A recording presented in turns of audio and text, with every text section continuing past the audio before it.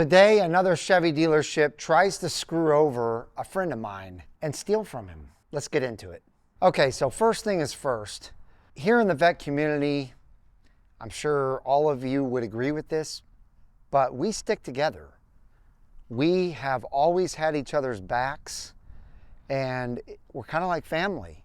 So when someone messes with one of us in this community, we have each other's backs. And especially when that someone is a dealership.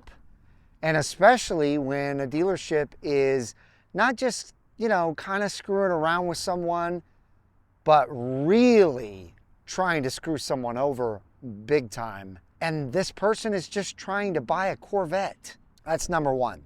Number two, I haven't done a video like this in a really long time. In fact, the last one that I did was talking about that dealership in Houston. I think it was called Mac Hike Chevrolet, where they were trying to really screw some customers over with the Z06 and the markups on those Z06 after they had promised not to mark them up.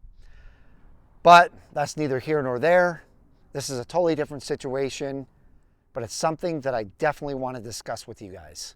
By the way, check out how beautiful the Camaro 2SS 1LE is looking. So I want to discuss this with you, but I want to give you a backstory so that you'll have some context and you'll understand why I'm so passionate about this and why I'm willing to help my friend Joe in his situation. So the first backstory that I want to tell you about is my own. Real briefly, I'm going to go over exactly what happened to me last year when I tried to get a Z06 at a dealership here in Texas. Now, there's nothing bad about this story. This is actually a really good thing that happened. My buddy Mark T, that you guys have seen on the channel, reached out to me and said that he had some contacts at a dealership to get me a Z06. Long story short, I put a $5,000 deposit down and they said they were going to try and get me one of the first Z06s that came out. Now, this was the end of 2022 that they told me this, but as soon as the whole problem happened with the Z06 where they said, we're only going to make $399, that whole thing went away. I had a $5,000 deposit down at this dealership and I left it there for months and months and months. And finally I decided, well, they're not delivering the goods. I'm not getting a Z06 from them. So I'm going to go ahead and reach out to them and get that $5,000 back, even though it was supposedly a non-refundable $5,000 deposit. But me having been in the dealership business before and my salesman actually telling me that's illegal to keep someone's deposit, I reached out, talked to the general sales manager, and he immediately was like, yeah, no problem. Let me get the paperwork started.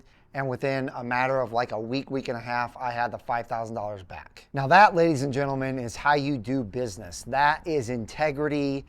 That's a dealership that I would trust moving forward. However, here's another backstory from Joe, and this is why this dealership is not trustworthy in my opinion. So back in September of 2023, Joe put a deposit down of a non-refundable $5,000 with Denooyer Chevrolet. And he was told that he's number 7 on the list for a brand new Stingray. They told him that it would be a 2024 and it would most likely be, sometime in the spring that he would get his Stingray. Well, as you've probably experienced, others have experienced out there, dealerships are not really sticking by those lists. And as of January, he was still number 7. All the way from September to January, he was number 7. Now, real quick, another backstory. Remember the price increase? They told him that he was going to have to pay that price increase even though he had gotten his allocation or he had gotten his order in before that price increase had happened. So he talked to the dealership. The dealership decided, you know what? We won't make you pay that. But I think what happened was, and I'm just speculating, I think after they had that discussion with him, they skipped him over and over because they knew they could make that extra money off of everyone that signed up for a new Stingray since that point. What he saw happen was he kept getting skipped over. And as I said, back in January, he was still number 7. So he went to him and said, hey, this doesn't seem to be working out. I'm still number 7. You guys have to be getting allocations, but it looks like you're not. I just like my $5,000 deposit back. He actually wrote a 6-page letter to Denooyer explaining why he wanted that money back, but basically just stating, hey, the goods were not delivered. I'm owed the $5,000 back. I'm going to take my money and go elsewhere and get myself a Stingray. Come full circle to today, Denooyer is not budging. They do not want to give him his $5,000 back. On top of them not wanting to give him his $5,000 back, they're telling him that he can use that $5,000 as a credit. If he wants to buy parts, services, anything like that at their dealership, he can use it for that. I mean, come on. They also said if you want to buy a Tahoe or a truck or whatever you want to buy, you can use that as a down payment for that. And he's like, come on guys, I don't need any parts or services.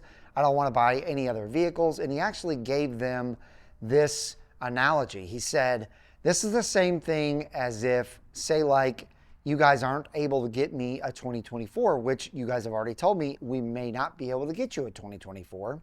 So what if I don't want a 2025? What would you guys do then? And they said the exact same thing. Well, again, that's not delivering the goods. So they're refusing to give him his $5,000 back. But TK's Garage did a video, and I'll link those videos down below, and he blasted them. And after that, Denooyer decided to have his lawyers reach out to Joe, and they said that they will give the money back if Joe signs all this paperwork and does all these stipulations they want done, which is hilarious because actually TK's Garage points out very clearly that in the state of Michigan, it's a felony to keep someone's money over $10,000 if you don't deliver the goods that you promised to deliver. Why are dealerships doing this? Why? Why are they being so greedy? Why do they act like they have to steal money to be able to make it? Why do they need these ADMs? Why do they have to have these $5,000 deposits? I've bought a few cars now from Chevrolet dealerships without giving them a penny. In fact, that's one of them. My new E-Ray, I haven't given them a penny, and I'm getting it for MSRP. That was MSRP. My last Stingray was MSRP. The Captain America Stingray was MSRP. So what's the deal? What is going on? Why are these Dodge dealerships doing the same thing with the Demon 170? Why are we having so much trouble with dealerships? Why don't they just do the right thing? Now, I fully believe that this dealership is going to give Joe back his money eventually, but I wanted to make this video so that I could put them on blast a little bit more, and hopefully he would get his money back sooner than later. He's actually filed a complaint with the Attorney General. He's also filed a complaint with the Federal Trade Commission. So he's going after this hard. He's not going to give up, and I don't blame him. I wouldn't either. Let me know in the comments below if you've dealt with Denooyer, and if you've dealt with him and had the exact same issue, or if you've had a good experience with him. Maybe this is just an anomaly.